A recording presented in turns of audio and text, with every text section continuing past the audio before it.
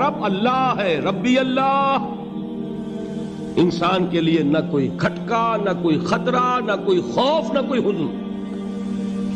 جو کچھ ہو رہا ہے کس کے اذن سے ہو رہا ہے؟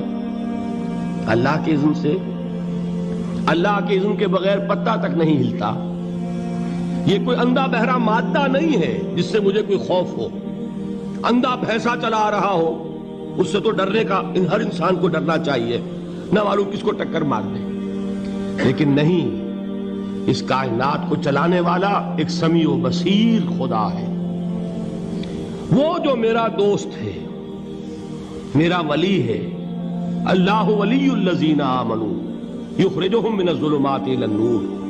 اللہ اہل ایمان کا ولی ہے، ساتھی ہے، پشت پناہ ہے، مددگار ہے، حمایتی ہے۔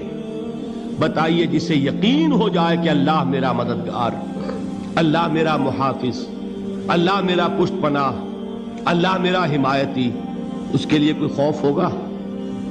اس سے کوئی ڈر ہوگا؟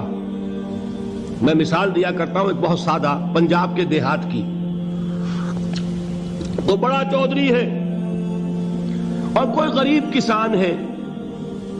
اس غریب کسان کے جانوروں کو ہر وقت اندیشہ ہوگا چوری کا، کوئی میری بھینس کھول کر نہ لے جائے، کوئی میرا بیل کھول کر نہ لے جائے۔ لیکن جس کے بارے میں یہ سب کو معلوم ہو کہ وہ جو بڑا چودھری ہے وہ اس کا دوست ہے، اس کی بچیا کو کوئی خوف ہوگا؟ اس کی بھینس پر کوئی ہاتھ ڈالے گا؟ اسے کوئی اندیشہ ہوگا؟ نہیں۔ کیوں؟ کہ وہ بڑا چودھری، بڑا اس کا یہاں کا سردار، جاگیردار، سب کو معلوم ہے وہ میرا دوست ہے، کوئی میرے خلاف اقدام نہیں کر سکتا۔ اس دنیا میں یہ چھوٹی سی بات اگر آپ کے دلی اطمینان اور سکون کا باعث بن سکتی ہے تو ذرا تصور کیجئے۔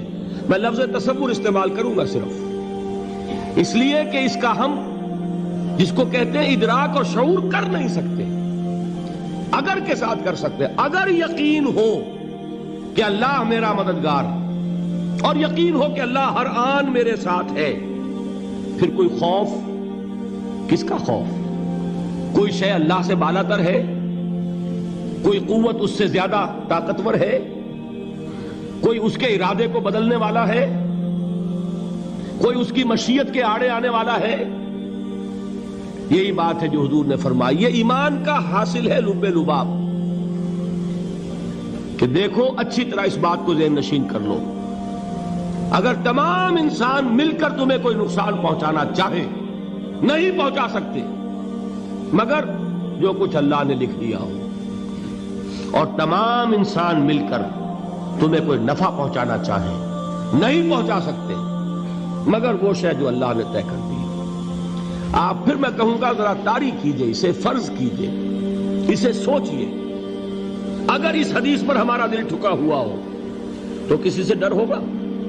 یہ مجھے نقصان نہ پہنچا دے، یہ میری رپورٹ خراب نہ کر دے، یہ میری انکریمنٹ نہ رکوا دے، یہ میرا یہ نہ بگاڑ دے، یہ میرے یہ نقصان نہ پہنچا دے۔ اس کا ڈر، اس کا ڈر، اس کا خوف، اس کی خوشامد، اس کے لیے جا کر طرح طرح سے اپنی عزت نفس کو ذلیل کروانا اس کے سامنے، یہ سب کچھ کیوں کرتا ہے انسان؟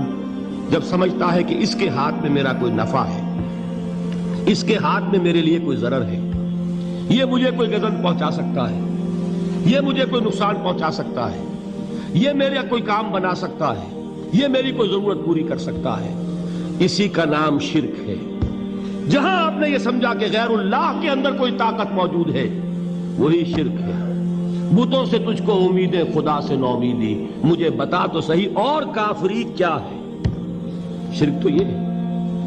جس پر بھی تمہیں یہ خیال ہے، کلمہ ہے یہ کلمہ سوم، لا حول ولا قوت الا باللہ، ذرا اس پر دل کو کبھی اگر آپ تصور کریں، پھر فرض کریں، دل ٹھک جائے اس پر، کوئی طاقت نہیں۔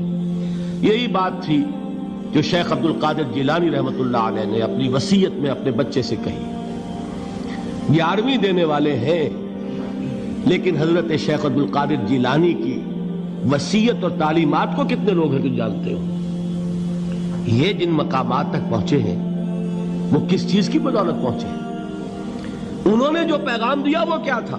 اے میرے بچے، جس طریقے سے قرآن مجید میں حضرت لقمان کی نصیحتیں جو ہے نقل کر دی گئی ہیں، میں یہ عرض کروں گا بالفرض اگر قرآن حضرت عبد القادر جیلانی کے بعد نازل ہوا ہوتا تو شیخ عبد القادر کی یہ نصیحتیں بھی قرآن میں درج ہوتی۔ اتنی اونچی نصیحتیں ہیں۔ اے میرے بچے، اس حقیقت کو ذہن نشین کر لے، لا فاعل فی الحقیقت ولا مؤثر الا اللہ۔ اس کائنات میں نہ کوئی فاعل حقیقی ہے نہ مؤثر حقیقی ہے سوائے اللہ کے۔ کسی شے میں کوئی تاثیر نہیں اگر اللہ نہ چاہے۔ آگ جلا نہیں سکتی اگر اللہ نہ چاہے، پانی ڈبو نہیں سکتا اگر اللہ نہ چاہے، زہر ہلاک نہیں کر سکتا اگر اللہ نہ چاہے، کوئی چیز فائدہ نہیں پہنچا سکتی اگر اللہ نہ چاہے۔ تو در در پہ کیوں سر جھکاتے ہو؟ در در پر کیوں جبیں سائی کرتے ہو؟ سب کے سامنے کیوں ہاتھ پھیلاتے ہو؟ ایک اللہ سے مانگو، ایک اللہ کے سامنے زمین پر اپنی جبین رکھو۔ لا فاعل فی الحقیقت ولا مؤثر الا اللہ۔ نظر آتا ہے ہمیں کہ پانی پیاس بجھا دیتا ہے، پیاس بجھانے کی صلاحیت پانی میں نہیں ہے، اللہ کے اذن سے۔ کھانا بھوک مٹا دیتا ہے، بھوک مٹانے کی صلاحیت کھانے میں نہیں ہے، اذن رب میں۔ دیکھیے یہی یقین تھا حضرت موسیٰ علیہ السلام کا واقعہ یاد کیجئے۔ سامنے سمندر آ گیا ہے، قوم دیکھتی ہے پیچھے کہ گرد و غبار کا طوفان ہے۔ معلوم ہوا کہ فرعون اپنے لشکر سمیت آ گیا ہے۔ لشکر جب چلتا تھا تیز رفتاری کے ساتھ تو گرد و غبار کا جو طوفان اٹھتا تھا اس کا تصور کیجئے، اور لمحہ بلمحہ وہ قریب آ رہا ہے۔ پوری قوم نے کیا کہا؟ اے موسیٰ انا لمدرکون، اے موسیٰ ہم تو پکڑے گئے۔ قرآن مجید نے تو یہاں وہ باتیں نہیں لکھی ہیں، لیکن تورات میں یہ درج ہے کہ بنی اسرائیل جھگڑنے لگے، دست و گریبان ہو گئے موسیٰ کے ساتھ۔ موسیٰ ہمیں یہاں مروایا لا کر، اس سے تو ہم ہی بہتر تھے۔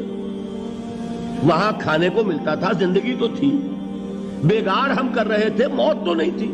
اب جو کچھ ہوگا اس کا تصور کرو، جس طریقے سے ہمارے ٹکڑے اڑائے جائیں گے۔ تو لڑ رہے ہیں حضرت موسیٰ علیہ السلام سے۔ یہ تورات کی تفصیل ہے۔ قرآن میں صرف اتنا آیا ہے، پریشان ہو کر انہوں نے کہا انا لمدرکون، موسیٰ ہم تو پکڑے گئے۔ اس وقت موسیٰ کا جواب کیا ہے؟ کلا ان معی ربی سیہدین، نہیں، میرے ساتھ میرا رب ہے، وہ راستہ دے گا۔ بتائیے کہاں راستہ نظر آ رہا ہے؟ یہ ہے ایمان بالغیب۔ راستہ نظر نہ آئے تب اللہ پر یقین ایمان ہے۔ جیب میں پیسے ہوں اور تب دل کو اطمینان ہے تو ایمان کس پر ہوا؟ پیسے پر، اللہ پر نہیں۔ جب وسائل و ذرائع نہ ہو اور پھر یقین ہو کہ اللہ مسبب الاسباب ہے، وہ اسباب کا پابند نہیں ہے، وہ اسباب کا محتاج نہیں ہے، اسباب اس کے محتاج ہیں۔ اگر یہ یقین ہے تو اللہ پر ایمان ہے، یہ نہیں ہے تو تمہارا ایمان اسباب پر ہے، وسائل پر ہے، ذرائع پر ہے، مادیات پر ہے، اللہ پر نہیں۔ اس وقت کہاں راستہ تھا؟ کوئی راستہ تھا؟ سمندر ہے اور ادھر سے لشکر آ گیا ہے۔ کلا ان معی ربی سیہدین۔ اب دیکھیے ایمان کہہ دینا آسان ہے، ہوا معکم اینما کنتم، جہاں کہیں بھی تم ہوتے ہو اللہ تمہارے ساتھ ہوتا ہے، لیکن اس کا یقین قائم ہو جائے تو زمین و آسمان کا فرق واقع ہو جائے۔